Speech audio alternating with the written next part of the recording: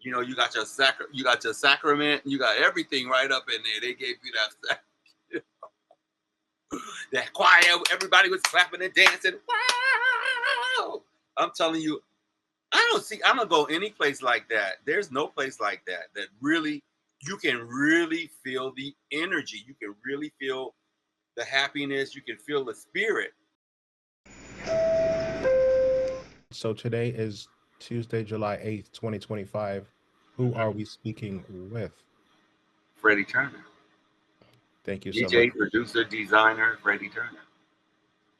Thank you so much for being here today. Tell people who Freddie Turner is. Well, I'm from Detroit, Michigan. As you can see, the tigers on my chest. Um, I come from a family of 8 kids. I'm the baby. So I had a lot of history before me, and a mother and a father that had their own music. And I had sisters, 2 sisters that sold. So I would watch them and learn from them. And I was like, oh, I can do that. And I did it. So I started sewing like at 11 years old. And by the time I got to high school, I left and I went to Atlanta, where, you know, like in Detroit, there was a lot of music being played from a lot of different people. All of my family and all of my friends, everybody had their own music.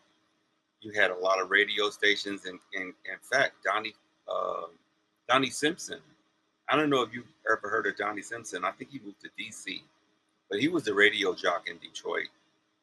And he just played all kind of music, you know, and like you would hear the Universal Robot Band, and you would hear the Supremes, and you would hear David Bowie. You heard everything on the radio in Detroit.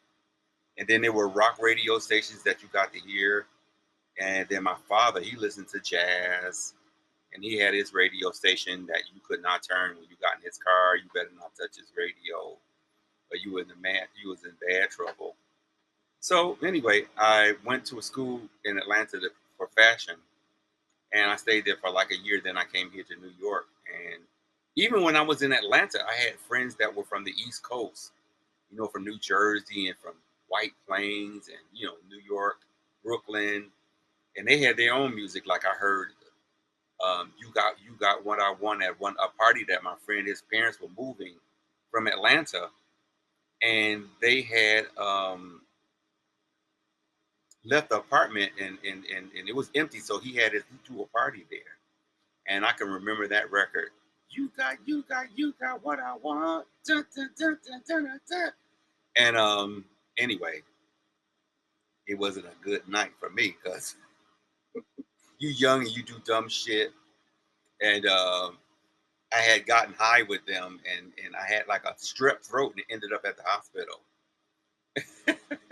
And the doctor says, "Oh, did you take any drugs?" I was like, "No, I ain't take nothing." And he's like, "Really?" And so they gave me a shot, I guess a penicillin or whatever. And I'm standing on the line, and that record is going through my mind. Dun, dun, dun, dun. That's all I can hear. Dun, dun, dun, dun, dun, dun, dun. You know?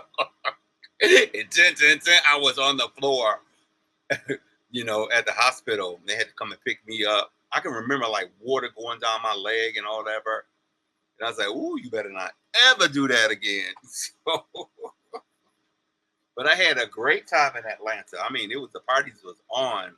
There was a place called Backstreet down there, and it was this gay club, and some bizarre stuff was going on in there. There was a friend of mine, my friend Derek. He had a friend, this girl, I can't remember her name, but she would always want to do the hustle, and they would pick her up and spin her, and she had no underwear on and stuff like that. It was hilarious. And then one night, Grace Jones performed there. She came in on a motorcycle. She rode in on a motorcycle straight to the dance floor. You know, it was fabulous. I was like, wow, I've never seen nothing like that before. You know, but then after all of that, you know, I came to New York. I lived in East Orange, New Jersey for a while. Then I moved to Brooklyn, to my cousin's house, and then I moved to here to Queens, to Sunnyside. And I went out to every club there was practically, and I knew everybody in this music industry for a it's funny how you think about that kind of stuff. That, oh wow, I knew this person, and I know that person, and my first time in the studio was with Patrick Adams and a friend of mine named Keith Dumpson. I don't know if anybody even knows who Keith Dumpson is. Keith Dumpson was really a fierce person. He knew everybody. He he promoted a lot of people's music. He knew every singer, every producer. You know, I always thought that he did too much and didn't get paid for it. And then, and also I knew a Walter Gibbons, and Walter used to have parties in his house. One time he had a party. He had he lived in an apartment, and he moved all the furniture, I guess, into another room, and we partied in his living room. Then the next time I went to his house, he had the party in the basement. But it was always something going on with all these people, and things like that. And No, this is great. Thank you for that. I want to go back to your fashion journey and early life. Like I mentioned, I have, you know, a couple of hundred questions. We're not going to get through all of them today, but hmm we'll see how many we can get to. So, what made you first realize that Detroit's car industry was declining, and how did that shape your decision to leave? I think I was about 13, and they had a gas shortage. It was in 1972. I know exactly when it was. It was in 1972, and they had a gas shortage, and people had to line up according to even and odd numbers on their license plates. Before, there was a gas station on every corner, like all four corners, there were a gas station, and then there was one gas station. And I had friends that worked as engineers in those plants, like Chrysler, Ford. And I asked them, I said, don't they have technology to make fuel efficient cars? And they said, yeah. And I said, why don't you use it? They said they don't want to waste their money. They don't want to spend the money. And I said, oh shit, they're gonna dump Detroit. They're gonna run off with the money and leave Detroit. And it was a lot more black people than anything in Detroit. I was like, they're gonna abandon these people and they're gonna take off with that money. And that's exactly what they did. And in my mind, I was like, I don't want to work in nobody's factory, because I knew that most of the people that worked in those factories, they worked 12, 16 hours a day, 6, 7 days a week. And when they retired, they were just worn out, or they died 2, 3 years later. And I was like, that ain't gonna be me. I don't want. First of all, I can't do the same thing over and over and over again. I can't have it. I'm not built for that, and I'm not doing it.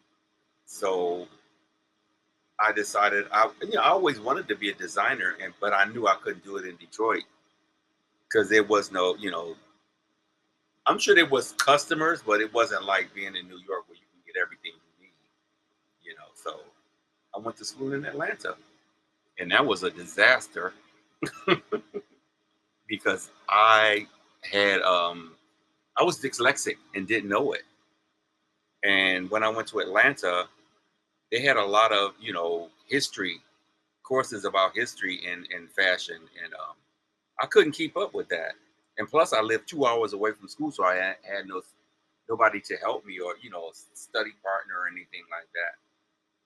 So anyway, I came to New York, and I worked for some designers off 27th Street, and they did like fashion shows, and they would do garments for like Evelyn Champagne King and Phyllis Hyman. So I got to meet these people, you know. But I wasn't amazed by people like that, because I'm from Detroit, and you met singers and entertainers all the time. Everybody was an entertainer in Detroit, thousands of them. But I loved it. I loved that, music, and the whole thing of people get dressed up and going party and singing and dancing and entertaining.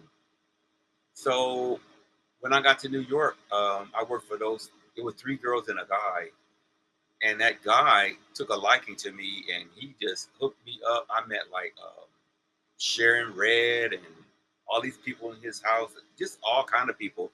His roommate was like the head of uh,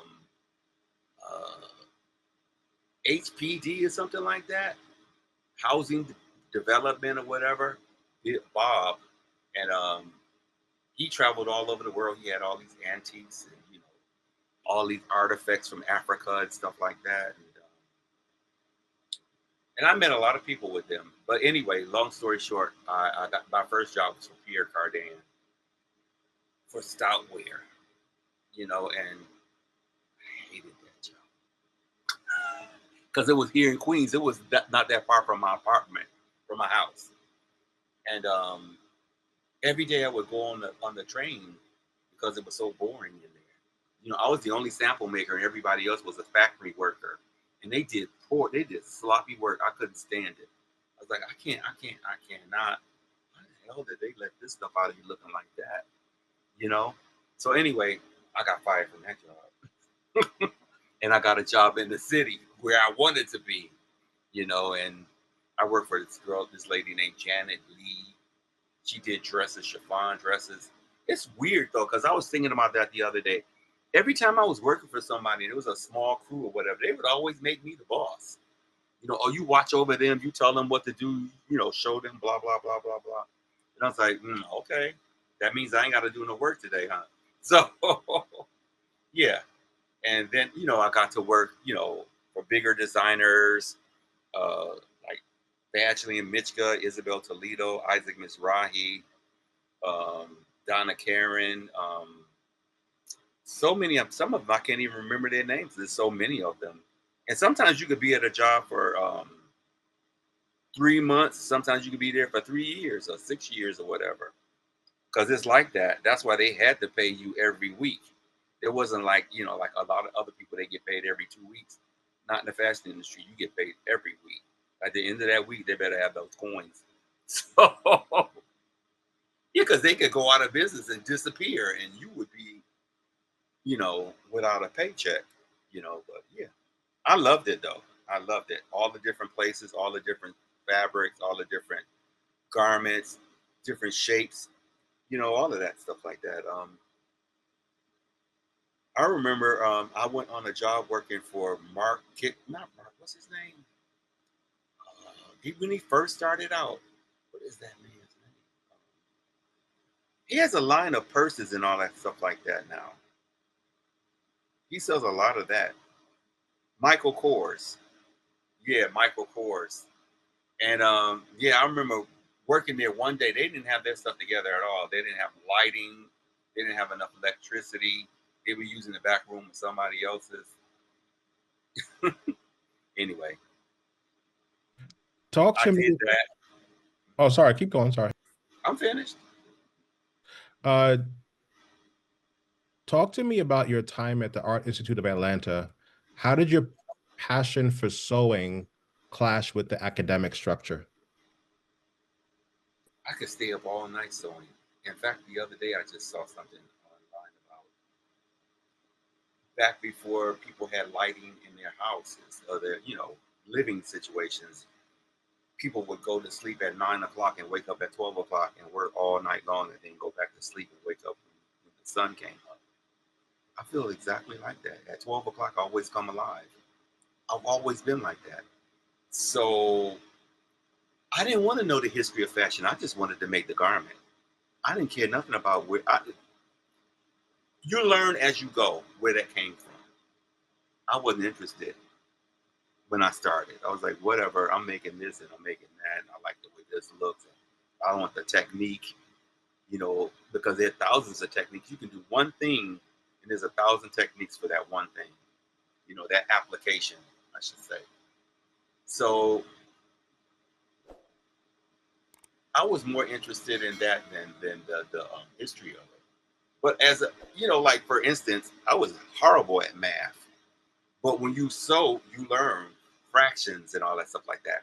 1/16, 1/32, 1/8, all those things like that, and they become useful in your life. Before those things weren't useful, so you don't know them, you don't remember them, and what am I going to use that on? Why do I need to learn that when I don't have to use it? But then you figure out later, oh, I have to do this and I have to divide that, and even down to the stitch. You have to know how wide it is, how many stitches per inch, all of that stuff like that. So That's, when I lived in Atlanta, I worked for 2 different tailors. I worked for 2 Yugoslavian tailors because I had more patience than they did. They did alterations. I did mostly alterations for them. And I could rip apart something like, for instance, if the sleeve was too long, I could take that sleeve, that cuff off, and take the sleeve off and take the placket off and put it back on. They couldn't be bothered with that. So I did it, and I became a master at alterations, so I do that sometimes still now today, but people just can't afford them. So they just go and buy something new, because it's a lot of work in it. A lot of work in taking something apart without tearing it to shreds and putting it back together, so yeah, yeah. But I love fashion. I mean, like, when I lived in Atlanta, it's funny. When I lived in Atlanta, I used to live with my sister's boyfriend. He got mad at me when he found out I was gay. He put me out. So I had to go and live with this guy named Horace. And when I was living with Horace, I met so many people, not with him, but, out and about. And I met Patrick Kelly. And he was the first designer I really sold for. He didn't know how to make any patterns or anything like that. Barely didn't know how to make a garment. He would cut a hole in the center of it and sew up the arms or whatever and call that a garment. I was like, that's not a garment, dude. What are you doing? I remember sitting at that guy's table making this purple silk blouse for him with pockets and, what do you call it, epaulets and all these placket and, the whole bit. But yeah, and I met a lot of guys down in Atlanta, forward thinking professional people like this guy named Michael Weeks. In fact, I found my first apartment lease, and Michael had apparently signed the lease for me because I didn't have no credit. I was a kid. He signed that lease for me to get that apartment. Michael was a wig designer, the first one I've ever heard of. Back in the 70s, 1977, he was a wig designer. And apparently he was very popular and made a lot of money doing it. But who's going to sign your lease if they ain't got money to back it up? So, but he was very, very nice, But anyway, moving on. Talk to me about 1978. What were the emotions behind your first trip to New York in 1978? And then how did it differ from what you had imagined? I had no imagination that I would find it. But I had some friends in Atlanta. Like I said, they were from everywhere. Some of them went to school in Tuskegee Institute, some went to Morehouse, some went to Georgia Tech, all over the place. And they wanted to come here for the weekend to the garage opening party, which I found out later it was open before. I don't know why they said it was an opening party, but it was not. It had been open already. Anyway, we come up here and I didn't sleep the whole weekend. And I ended up going to my friend Pierre's house in Newark. And only a block away was East Orange. And we went to his friend's house to watch, for them to get dressed. And I'm watching them in the mirror. I didn't say a word the whole time. I was in love with that guy. The first guy was Andy. And I didn't say anything to him. And in fact, when we went to the club, I never saw him the whole time. Long story short, we went to the garage and it was like 5 of us in the car coming up here from Atlanta. We get to the club and it was on in there. It was guys with sleeves rolled up like that and what wife beaters on, they call them, t-shirts without the sleeves and, tight jeans on and sawdust on the floor, but the music was on. I can't tell you when we got there and when we left. All I know is when we left, this guy who came with us, he was like a cheerleader, real cute guy. He went in there. I never saw him the whole night, but when he came out, he had his underwear on his head. It was like, what was you doing up in there?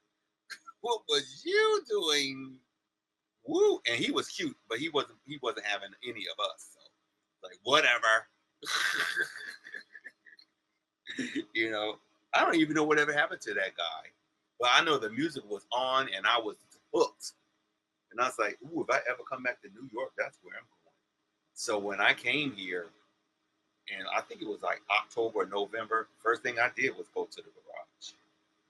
I remember that winter, it snowed really, really bad. There was mountains of snow all over the place. And I'm coming from New Jersey or from Brooklyn. And I was climbing over mountains to get to King Street, you know. And then if you didn't have a membership, you had to ask somebody else to help you get in or whatever, bring you in. So I was standing down there on the corner of 7th Avenue, which is called Varick, and King Street, and asked people, can you get me in? I never had a problem getting in. They let me in. And then that guy Noel was very nice at the door too. He knew that I didn't have a membership. But the music was on. I'm telling you, I have been all over the world many hundreds of times. There ain't never gonna be a sound system like that, not even the Ministry of Sound. The Ministry of Sound sound like a matchbox with too big a sound system in it. To me. And I was shocked because you saw such fancy advertisement, beautiful advertisement for the Ministry of Sound. When I went there, I was disappointed. It's like the floor is unleveled. What is this? The room, it felt like the size of my apartment. And I heard they took pieces from the garage, like speakers from the garage, and put it in that room. It was way too loud, and they must have had not rotary mixers. What are those mixers with the slides? I don't know what you call them, but you can hear the defects in that mixer. You can hear the hum over the music all night long. Oh no. But anyway, that garage place, so many records were introduced in there. I had so many nights in that place. I didn't want to go nowhere else. But eventually I did. I think 3 or 4 years before it ended, I started going to other places. Because he wasn't keeping up with the music. Unfortunately, I think his drugs was wearing off. So when I was talking about that to somebody today too. I was like, the problem is when you take drugs, they work at the beginning, but then they start to don't work anymore. And what do? And then your body is worn out and all of that stuff like that too. So, and I was telling him I had went to Rock and Soul one time. You ever heard of Rock and Soul? It's on 7th Avenue, and I had went to Rock and Soul, and Larry was in there. And I was, I guess, checking him out or whatever, and he turned around, he looked at me like the devil. I was like, oh my God, if eyes could burn you, I was burned to a crisp. And I was like, oh my God. But this, I think this was after the garage, that happened. But yeah. Would the garage work today? I think so. More certainly. Yes, it would. It would be the only place to go. I think it would be on fire. Every weekend would be full. People would be fighting to get in there. Why? I'm serious. Why would it work? The music, the sound, the vibration, the people that went there, it was like going to church. Actually, you felt like you went to church. If you go to a black church or a sanctified church, and they be, getting the spirit. That's what it felt like. It felt like you got the spirit, and when you left there, you felt like you went to church. In fact, when I was living in Brooklyn, I would go to the garage and come home on Sunday morning, and my cousin would let me go to bed. She would make me go to church with them. And I was like, oh my God, I had church last night and I'm having church again. Yeah. What made the Paradise Garage so transformative for you? What made it feel like more than just a club? Because you could be yourself in there. You could be as gay as you want. You could be as straight as you want. You could be anything you wanted in there, and nobody cared. Did nobody care? Nobody was paying no attention to you. You know, you hanging out with the people you hanging out with, and you might even slide over to another group of people, you know, and dance with them and dance with. You met all kind of people in there. I met all kind of people in there. You know, designers, dancers. Well, I had friends that danced in Cats on Broadway, and they would invite you, you know, to their house. Or I went to with them. I went to what's that guy's name? The tap dancer, Maurice Hines. I went to a party at his house. You know, you met all kind of people in there. It's funny, but sometimes I don't remember all the different kinds of people I met in different places I went, because you know, so many other things kind of erase the memory of the other thing that you had. You know, so yeah, I met a lot of people going to that place. From, and it's funny because I was trying to date this guy when I lived in Atlanta, and he tried to diss me. And I saw him at the Gay Rage. I called it. It wasn't the garage. We called it the Gay Rage. And I'm at the coat check room, and I see him. He has this beautiful suit on. It was like lavender, like iridescent. And he had some girl on his arm. He runs off to the dance floor with her. And I was like, oh no, he didn't. He was just gay 5 minutes ago. Now, come on. He was just gay in L.A. and now he's straight in New York. Hot at work. Please don't try it. You know. But you know, it was all kind of weird stuff like that. I remember even this other guy that used to go to Morehouse that I had met down there. I ran into him at Rock and Soul, and I was like, "Mighty place to meet you. I didn't even know you like music." You know? Yeah, but it was a lot of experiences.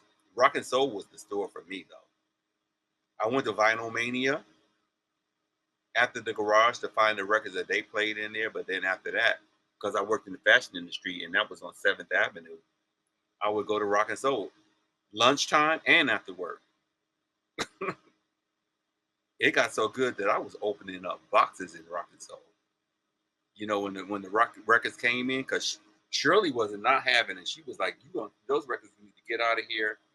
I remember her fighting with people because they would try to bargain with her. Oh, I want more money, but she kept her records at a good price. I think they were like $2.99 when they started out.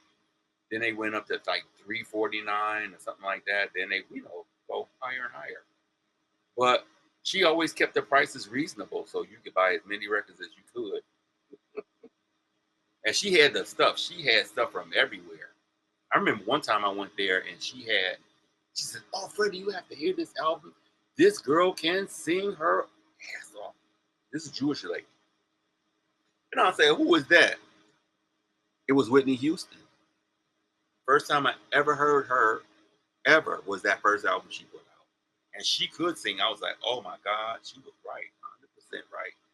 You know, so I got that album amongst billions of other records, you know, from rock and soul.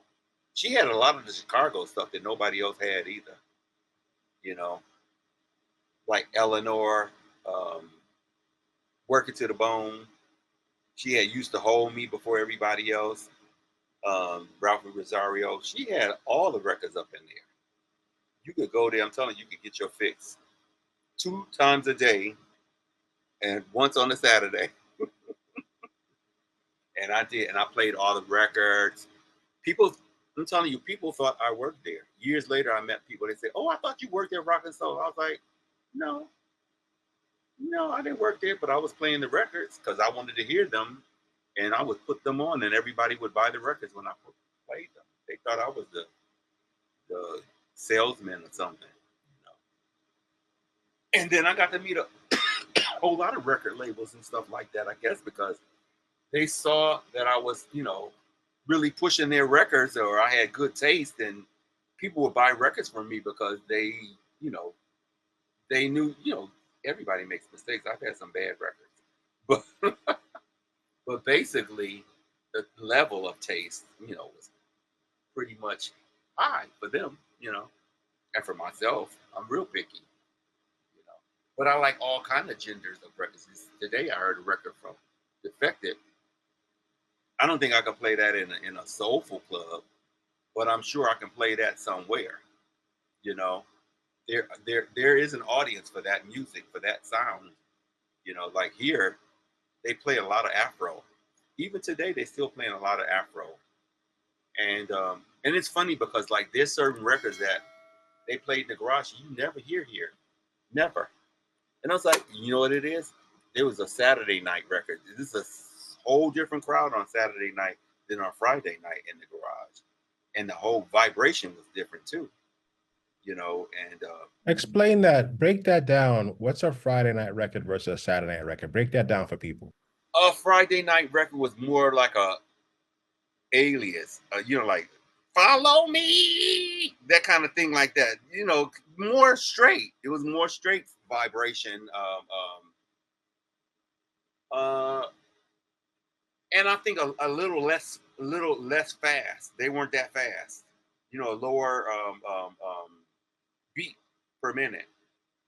For me, I thought on Saturday night it was always gang bang all night long.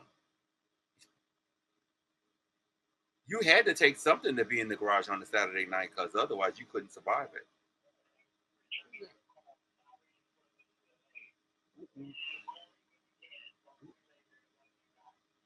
That's my friend calling me.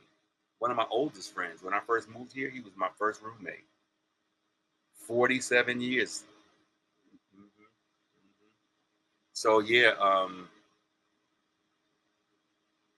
I love it. The garage. I'm telling you, I have been to many places. I've played in stadiums. I've played in all kind of big clubs in Europe and stuff like that. I'm telling you, there's nothing like the garage. First of all, the sound system, the music, and it's funny because people say, "Oh, he didn't mix that well." I was like, he didn't have to mix. Nobody cared if he didn't mix because it was the music. It didn't have nothing to do with the mix.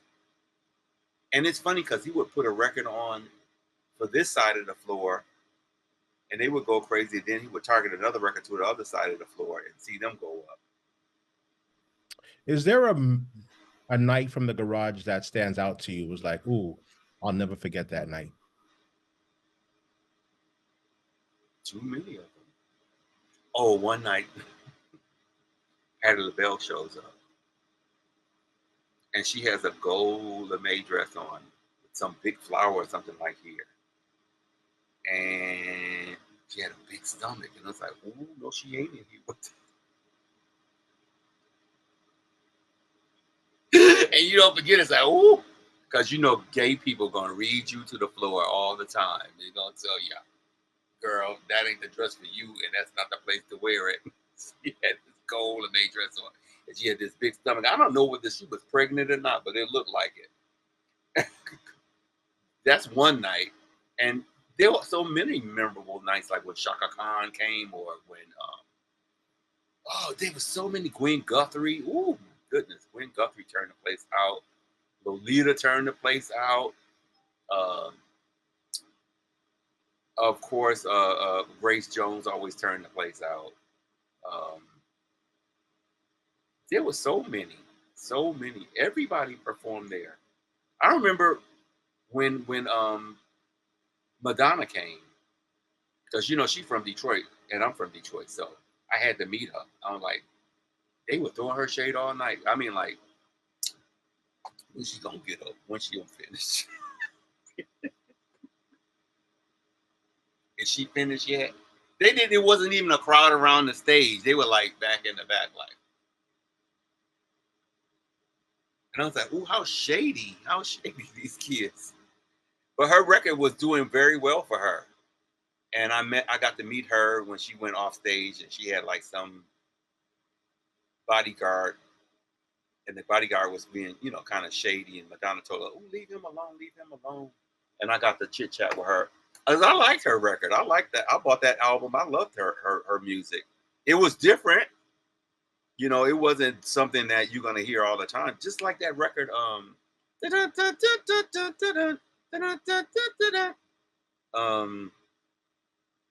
New shoes. baby. New shoes. I Yeah, can wait. Yeah.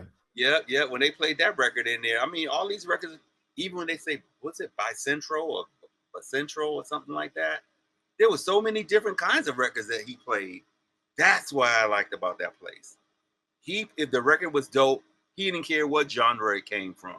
He was playing it, and I was there to hear it, and I got it in. You know, I was skinny. I had a 28 waist. I had a 28 waist and 40 in the hips, 36 in the chest. It was on. What did the Paradise Garage mean to you personally at that point in your life? What you mean? It sounds like, and I don't want to put words in your mouth, that it was more than just a club. It was like a community. It was, definitely. It was, like I said, it was like you went to church. What is church? A community. When you went up in there, you knew everybody. Everybody knew you, and you felt like you were at home. You could do anything you wanted. You could dance any way you wanted. You could act silly, tell jokes, whatever.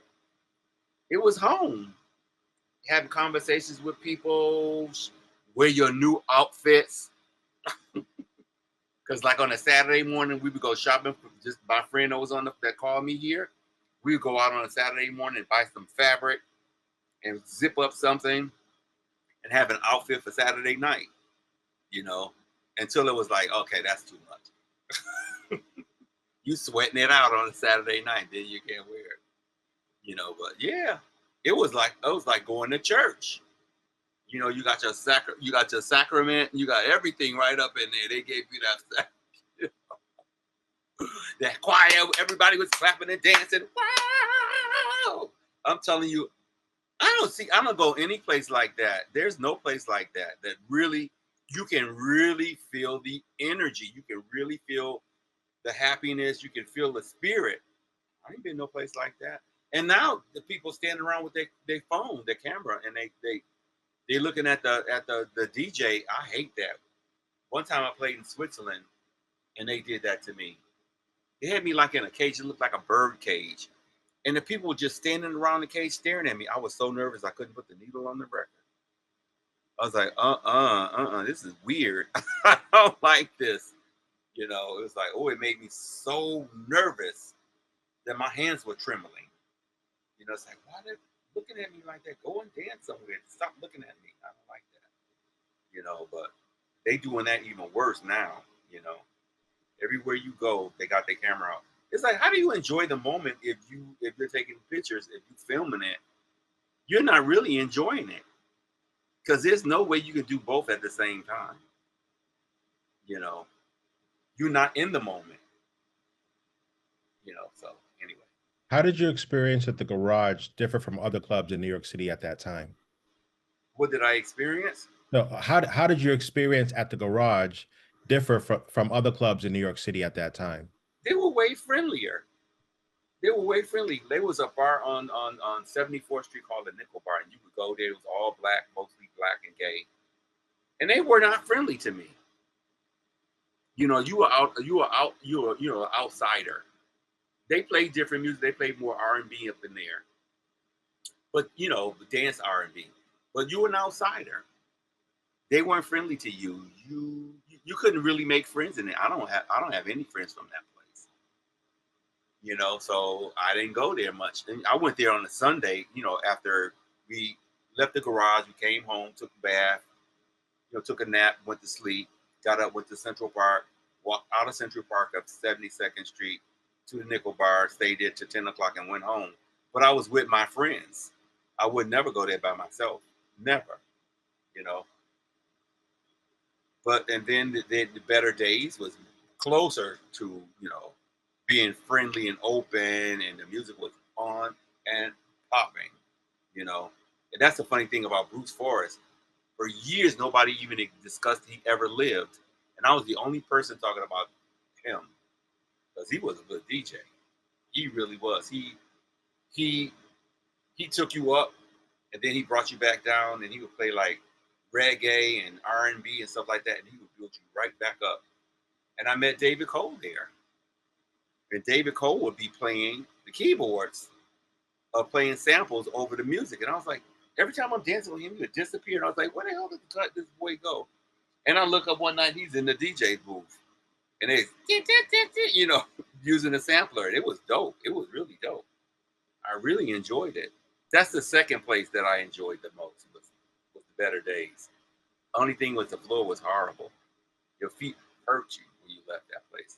Because I think they had like wood over concrete.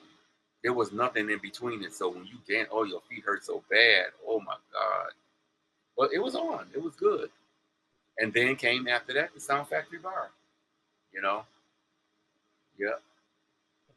What would you tell somebody from a younger generation about why the Paradise Garage mattered? Because the spirit of the music, the you actually could hear exactly everything in that music. You could feel everything in that music. You could feel the spirit of people, and you could feel. Actually, to me, you could feel like you could feel the spirit of the person who's singing and the musicians playing the music. You felt like you were in a concert. Let me tell you, sometimes I remember like when Clouds came on, you know, Shaka Khan, it would scare the hell out of you because you thought it was really raining and the clouds was on top of you up in there. I'm seriously, ooh, what? You're like, what? I mean, it was on. It was on. I mean, there wasn't a record that didn't sound. The only records that I didn't like hearing in there was those records from Tracks. They didn't sound good on that sound system. You know, it was loud, but you could hear all the defects in those records. You could hear the fucked up pressing. I mean, the wax, because you know it was repurposed wax. There was old records that he would take into his garage, chop them up and redo them. They had lint and dust in them and the label or whatever. You could hear all that crackling and popping in the record. I mean, they turned out to be great records, but they didn't,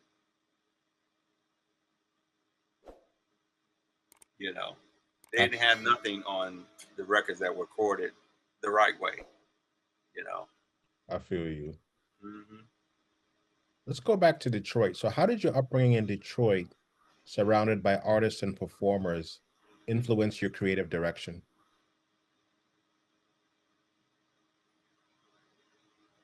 I'm not sure. Um, like I said, I had 6 sisters and 1 brother. And my sisters used to give a lot of cabarets. And at those cabarets, they would have like Al Hudson and the Soul Partners. They had Alicia Myers. They had all kind of people singing there. And I was like, wow, that's nice. You know, and they had only costumes and stuff like that. But then my sister had a friend who was a cop. In fact, we was talking about him the other night. He was a cop and he had went to Vietnam or somewhere like that. And he had all these custom made suits. And he would talk about them to me. And I was be at my sister Peanut's house, and it stirred my imagination. And then I started drawing and stuff like that. I was like, wow, I want to go there. I want to see these fabrics. I want to get a suit made. I want to make the suit. You know, all of this stuff like that, and just everything inspired me. It's funny because when I went to Art Institute, that's one thing I did learn is that you could take a piece of aluminum foil and imagine something out of it. And that's how I saw fabric. When I saw a piece of fabric, it spoke to me. I didn't speak to it. It spoke to me of what it wanted to be, the shape it wanted to be, the form it wanted to be, the fit it wanted to be. How you going to treat that fabric? They love me in the fashion industry too. They say you know how to handle fabric. You have good hands. And I was like, because I don't I'm not trying to force the fabric to do something it's not supposed to do. You know, the only thing I don't really like sewing is chiffon. You know, because you really need to have like a home sewing machine to sew that. That they had a machine called there's a singer called a 1010 or 1020. That machine was too heavy for that fabric. You needed really a home sewing machine. It's really delicate. Something that's not going to pull the fabric. Something's not going to, grab the fabric and be abrasive to that fabric. I'm sure they probably make better sewing machines for industry like that now, but they weren't like that before. Everything was sewn on the same sewing machine, you know. But my parents bought me a sewing machine at like 13, 11, something like that. Because my sister had a sewing machine, and I wanted to sew on it. I had bought a pattern, and I bought this fabric, this black cotton fabric. And I said, "Oh, Deborah, let me use your sewing machine. I want to sew this shirt." And she said, "Nope, you're not sewing on my sewing machine." So her boyfriend said, "If you don't let him sew on that sewing machine, I ain't taking you nowhere." So I sewed that shirt up, black with white top stitching, and that was it. I asked my parents to buy me a sewing machine, and that was it. I sewed better than all of them. I sewed them underneath the bus. It's like, really? Because, like I said, I love to stay up at night, and I would start 12 o'clock midnight and stay up all night long sewing. And I would get up in the middle of the night because, I was upstairs and I had my sewing machine up there. I said, "Ooh, how do you put that together? How do you sew that?" You know, and I would get up and try it, experiment. And it's funny because I was even doing upholstery when I was a kid too. I did upholstery. I tried to do electronics. Now my phone never rings. Now it's ringing. Wait a minute.